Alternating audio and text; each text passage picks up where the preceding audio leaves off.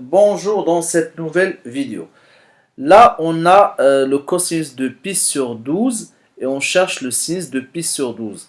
Donc là, on sait que sinus carré de x plus cos carré de x, c'est égal à 1. Dans cet exercice, en fait, le x, c'est le pi sur 12. Donc on remplace juste là le x par pi sur 12. Pareil, donc pour le cosinus, donc le x par pi sur 12. Donc c'est parti. Donc on aura sinus carré de pi sur 12 plus cos carré de pi sur 12. Ça va nous faire 1. Donc sinus carré de pi sur 12. Et là, on sait que cos de pi sur 12 c'est égal à racine carrée de 6 plus racine carrée de 2 sur 4. Bon, on va remplacer donc ici. Ça va me faire racine carrée de 6 plus racine carrée de 2 sur 4. Le tout au carré égale à 1. Donc le sinus carré de pi sur 12, c'est égal à 1 moins. Là, on pourra calculer déjà donc ça. On sait que c'est par exemple, on a a sur b au carré, c'est égal à a au carré sur b au carré. Donc là, ça va faire tout ça au carré. C'est donc racine carrée de 6 plus racine carrée de 2 au carré sur 4 au carré. Ça va nous faire donc 1 moins. Là, c'est une identité remarquable, donc c'est a plus b le tout au carré, donc ça sera a au carré plus 2ab plus b au carré. Donc racine carrée de 6 au carré, ça fait 6, plus 2 fois a fois b, donc 2 fois racine carrée de 6 fois racine carrée de 2, ça sera racine carrée de 12, plus 2 sur 4 au carré, ça va me faire 16, qui est égal.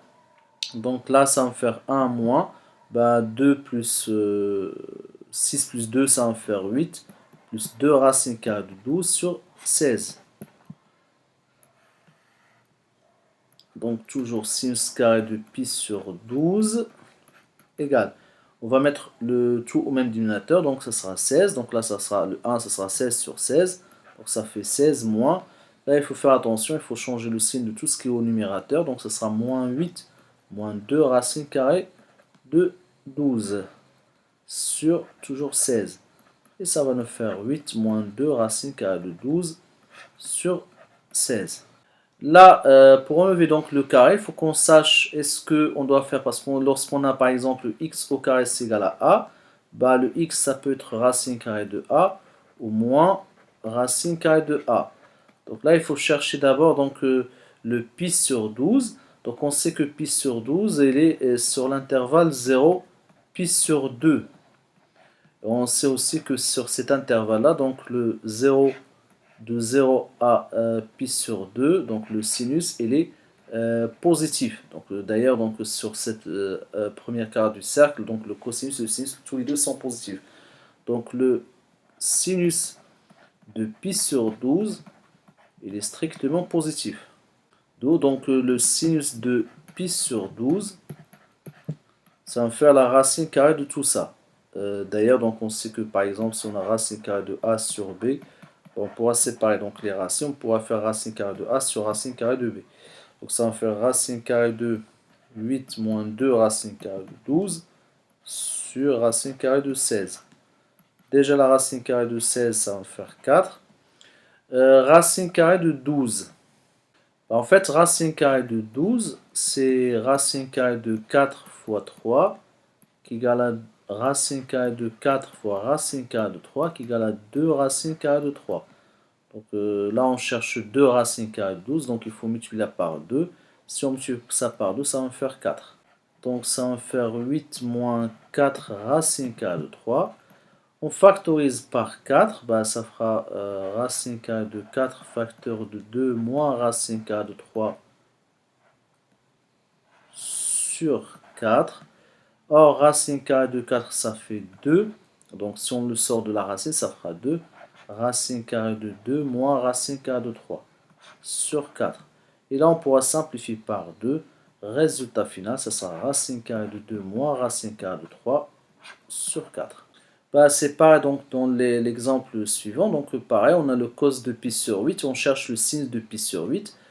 Sinus carré de pi sur 8 plus cos carré de pi sur 8, c'est égal à 1. Donc sinus carré de pi sur 8 plus, donc on sait que cos de pi sur 8 c'est égal à racine carrée de 2 plus racine carrée de 2 plus racine carrée de 2, le tout sur 2. Ben, on va mettre le tout au carré, égal à 1.